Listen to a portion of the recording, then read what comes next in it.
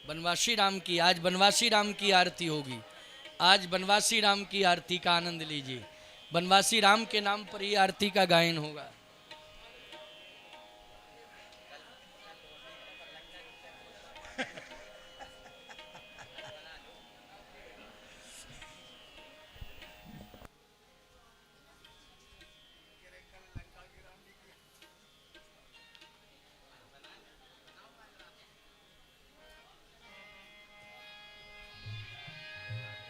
हरिः ओम चंद्रमा मनसो जात चक्षु सूर्यो अजायतो श्रोत्राद्वाजस्य प्राणस्य मुखादग्निर्जायतो